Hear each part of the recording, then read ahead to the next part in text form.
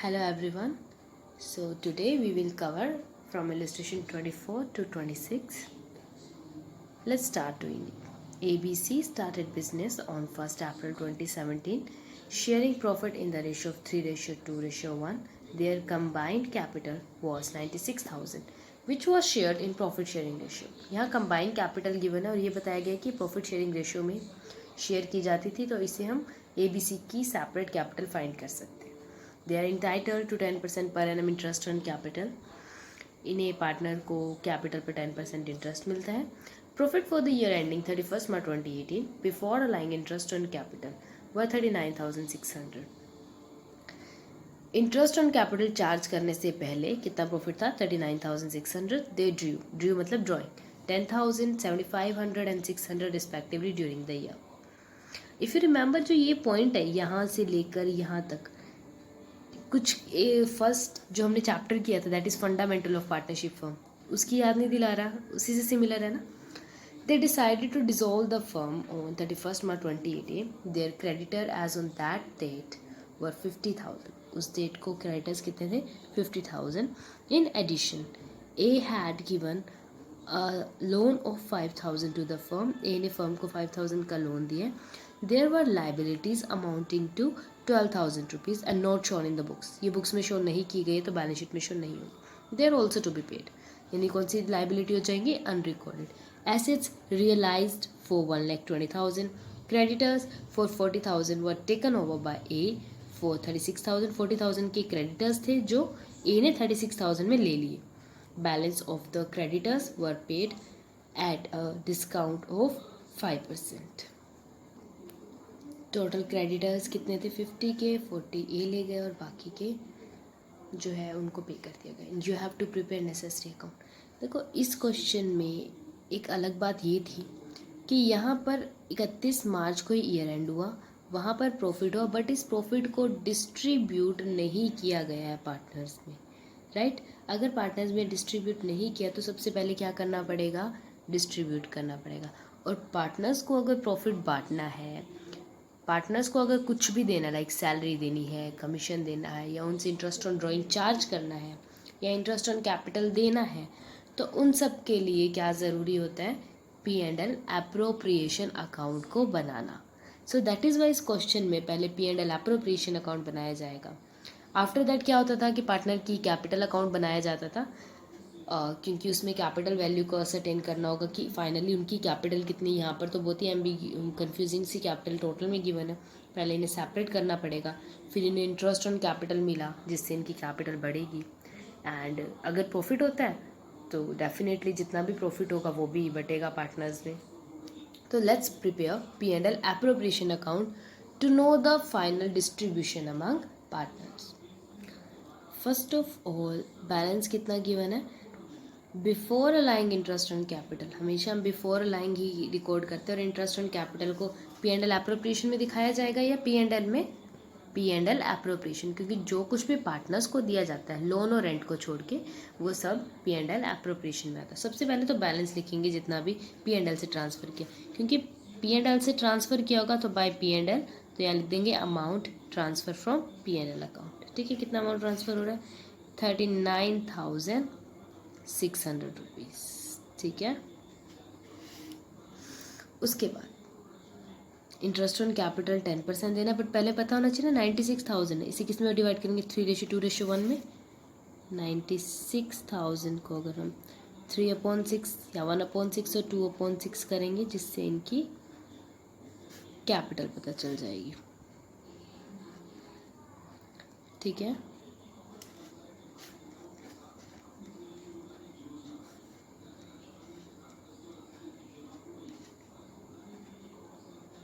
तो इन दिनों की कैपिटल आ गई.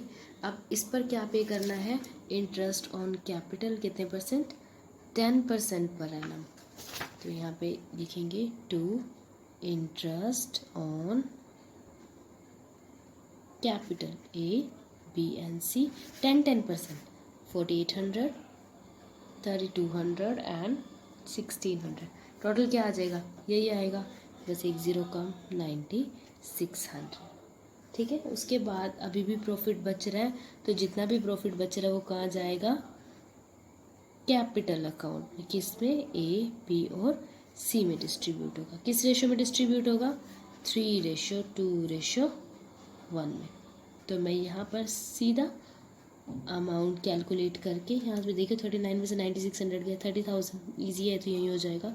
3:2:1 है तो क्या आ जाएगा, 1/6 5,000, डबल 10,000 एंड देन 15,000। ठीक है, तो क्या आ गया 50,000, 10,000, 5,000। देखो अब क्या है कि आपको पता होना चाहिए कि तीनों पार्टनर की कैपिटल कितनी है। ऐसा क्यों, क्योंकि अब हमें बैलेंस शीट बनानी है। बैलेंस शीट क्वेश्चन में गिवन नहीं है डिसोल्यूशन में, तो जब जिस क्वेश्चन में बैलेंस शीट गिवन नहीं होती पहले हमें बैलेंस शीट बनानी होती है।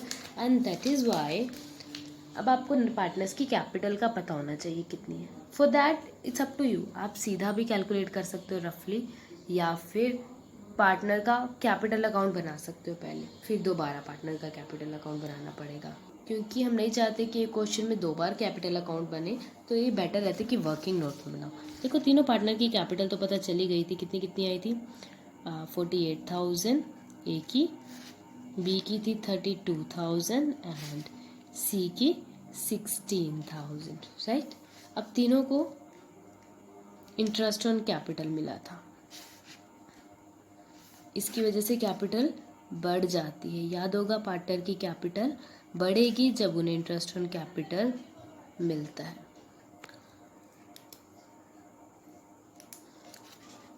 $35,200 और इधर आ जाएगा 17,600। Now we have to add the profit. A को प्रॉफिट हुआ था टोटल 30,000 का प्रॉफिट बना था, जिसे हमने 3:2:1 में डिवाइड किया। एंड प्रॉफिट से डेफिनेटली पार्टनर्स की कैपिटल इंक्रीज होगी। So this is the final capital of A B C. तो इस क्वेश्चन में बैलेंस शीट तो मिस थी ही थी, साथ ही साथ हमें ए बी और सी की कैपिटल नहीं पता थी। That is why we have to prepare P&L appropriation account to find the capital. Actually that was not the final capital because यहाँ पर पार्टनर्स ने ड्राइंग भी की है। ए ने 10,000, बी ने 7,500 एंड सी ने 6,000 एंड दैट इज़ वाई इनकी कैपिटल रिड्यूस होगी, right. So let's reduce this amount, 10,000 and 7,500 and 6,000. सो ए की फाइनल कैपिटल कितनी है, 57,800, बी की 37,700 एंड सी की 16,600. Now let's prepare balance sheet. देखो बैलेंस शीट प्रिपेयर करनी है। बैलेंस शीट के लिए हमें लाइबिलिटी साइड के तो सारी इन्फॉर्मेशन गिवन है, लाइक क्रेडिटर्स गिवन है एंड ये भी गिवन है कि ए ने फर्म को लोन दिया, और जो कैपिटल मिसिंग थी वो हमने अबव इन्फॉर्मेशन का यूज़ करके फाइंड कर लिया। P&L एप्रोप्रिएशन अकाउंट बनाने का यही पर्पस था ना हमारा, तो जो हमने पूरा कर लिया। अब बनाते हैं। एसेट्स की रियलाइज्ड वैल्यू तो गिवन है, बुक वैल्यू नहीं गिवन, और वो बहुत सिंपली हम बैलेंसिंग फिगर के हाथ से निकाल लेंगे। तो क्या क्या गिवन है, क्रेडिटर्स 50,000 के, ए ने लोन दिया फर्म को 5,000 रुपीज़ का, एंड कैपिटल के बैलेंसेस गिवन है, ए बी एंड सी, तीनों की कैपिटल निकालिए ना। ए की 57,500, बी की 37,700 एंड सी की 16,600। ठीक है, now we will total these. यहाँ पर 57,800 आएगा, ना कि 500, एंड इन तीनों का टोटल आए 1,12,100। Now we will total the whole, so the total will B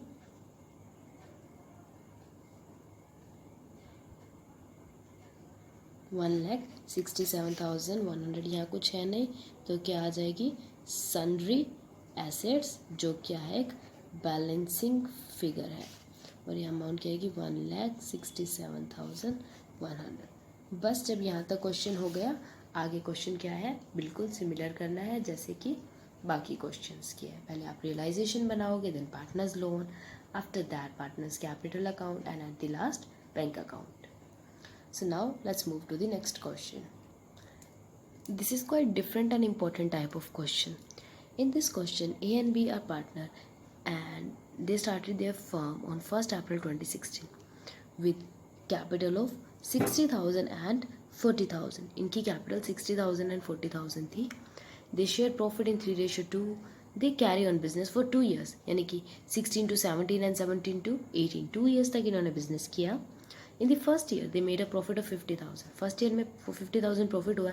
And in the second year, यहाँ लिखा हुआ है कि जो end होता है 31 March 2018 को, they incurred a loss of 20,000.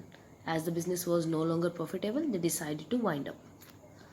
Creditors on that date were 20,000. The partner withdrew 8,000. 8,000 उन्होंने विड्रॉ किया अपने पर्सनल एक्सपेंस के लिए ईच ईयर, ठीक है, per year. Assets realized 1 lakh. Again realized value given है and book value of assets नहीं given, so for that balance sheet prepare करनी पड़ेगी. The expenses on realization were 3,000. Prepare realization account and show your working note clearly. See in this question partner की capital in the beginning given है, 1st April 2016 की given है. What about latest capital, that is the capital on 31st March 2018? We have to find out, right? So for that we will prepare partners capital account. Okay, capital account भी 2 years का बनेगा क्योंकि capital जो है starting में given है जब business start हुआ था. एंड यू रिमेंबर कि जब बिजनेस स्टार्ट होता है तब बाय बैंक आता है, ना कि बैलेंस बीडी, क्योंकि जब बिजनेस ही स्टार्ट हुआ है तो बैलेंस बीडी और सीडी की ज़रूरत ही नहीं. 60 और 40,000 के साथ था. ए में 60,000, बी में 40,000. ठीक है, तो उस ईयर की फर्दर इन्फॉर्मेशन क्या गिवन है, 50,000 का प्रॉफिट हुआ था.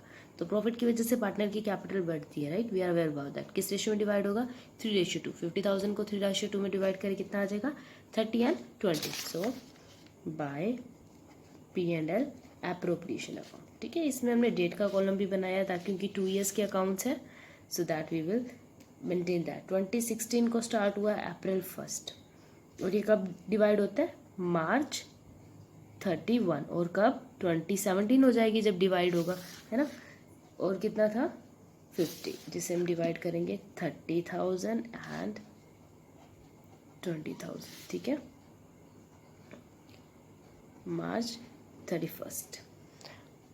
ओके, अब ड्राइंग हुई थी. ड्राइंग भी कब, एक बार हम at the and D record करेंगे, 2017 March 31 टू ड्राइंग. ड्राइंग की वजह से पार्टनर की कैपिटल दोनों की 8,000 से कम होगी क्योंकि ड्राइंग कितनी थी, 8,000. अब यहाँ पर जो अमाउंट आएगी वो क्या होगी, बैलेंस बीडी, क्योंकि नेक्स्ट ईयर के लिए वही अमाउंट बैलेंस सीडी होगी. और इसके लिए क्या करना पड़ेगा, टोटल. पहले क्रेडिट साइड का टोटल कर लेते हैं, 90,000 and here 60,000. Now we have to reduce 8,000 from 60,000. 60,000 में से 8,000 का कितना आया, 52,000. और यह 90,000 है. 90,000 में से 8,000 गए तो 82,000. और यही अमाउंट 2017 April 1st के लिए क्या होगी, ओपनिंग बैलेंस. तो by balance BD opening balance कितना हो गया, 82,000 एंड 52,000. इस ईयर क्या हुआ था, see this year there was a loss हुआ था ना, लॉस ऑफ 20,000 रुपीज़. तो एक तो लॉस की वजह से कैपिटल कम होगी और दूसरा ड्राइंग की वजह से. तो लॉस, जब लॉस होता है तब P&L एप्रोप्रिएशन अकाउंट नहीं बनाया जाता है. इसलिए जब लॉस ट्रांसफ़र किया जाएगा तब P&L अकाउंट से ट्रांसफ़र किया जाएगा टू P&L अकाउंट. ठीक है, हमने ये सब जो डिटेल है कि कब P&L बनाते हैं, कब P&L एप्रोप्रिएशन, जब हमने फंडामेंटल ऑफ पार्टनरशिप फॉर्म किया था तब उसमें क्लियर कर लिया था. 20,000 का लॉस था, ये भी किस रेशियो में डिवाइड होगा, 3:2 में. वैसे डिवाइड कर लेते हैं, 3:2 में अगर डिवाइड करें तो 12,000 और 8,000 हो जाएगा। और सेम डेट को ड्राइंग हुई है, तो ड्राइंग की वजह से भी पार्टनर की कैपिटल रिड्यूस होगी, 8,000 एंड 8,000। अब here now we will total it to find the capital current capital, जो आज 31 मार्च 2018 को कैपिटल है, क्योंकि इसीलिए तो ये अकाउंट बनाया है ताकि जान सके कितनी कैपिटल थी और आगे फर्दर क्वेश्चन को कंप्लीट कर सके। टोटल कर लेते हैं, यहाँ तो टोटल आएगा 82,000 एंड 52,000, 52,000, 82,000। अब 82,000 में से 12 प्लस 20,000 माइनस करेंगे तो कितना आ जाएगा, 62,000। और यहाँ पर 52,000 में से क्या माइनस करना है, 16,000 माइनस करना है। तो 52 में से 16 गया तो 36,000। ठीक है, तो ये आ गई कैपिटल जो हमें चाहिए थी, और इसके आगे क्वेश्चन बिल्कुल सेम करना है। Now let's move to the next question. इस क्वेश्चन में जितने भी पॉइंट्स हैं ये सब आप कर चुके हो, बिल्कुल सिमिलर ही हैं, तो कुछ ऐसा इतना डिफ़िकल्ट नहीं है जो आप नहीं कर सकते। बस इसमें एक दो बातें जो है वो ये कि रिजर्व फॉर कंटिजेंसी, कंटिजेंसी का मतलब है अनिश्चितता, अनिश्चितता के लिए बनाया गया है रिजर्व। सो अब बिकॉज फर्म ही ख़त्म हो रही है तो अनिश्चितताओं की तो बात ही नहीं रह गई, सो ये पार्टनर के कैपिटल में डिवाइड हो जाएगा। एक ये था कि जैसे बैंक लोन है 12% रेट की बना, इसका मतलब है कि जो ये लोन है इस पर 12% की रेट से बैंक इंटरेस्ट चार्ज करता है। तो ये परसेंटेज यहाँ देने का पर्पज़ क्या है, यहाँ पर लिखा है कि 4th पॉइंट में bank loan was repaid along with interest for 9 month, 9 month के इंटरेस्ट के साथ पे किया। देखो इंटरेस्ट के साथ पे की है तो हमें इंटरेस्ट रेट तो पता होनी चाहिए ना, बट यहाँ का इंटरेस्ट रेट मेंशन है, तो वो इंटरेस्ट रेट कहाँ है, already in balance sheet mention है। ठीक है, बैलेंस शीट में ऑलरेडी मेंशन है, वहाँ से आप ले लेंगे। So that's it for today. You have to try practical question from 24 to 26, and in case of any problem you can contact me. Thank you.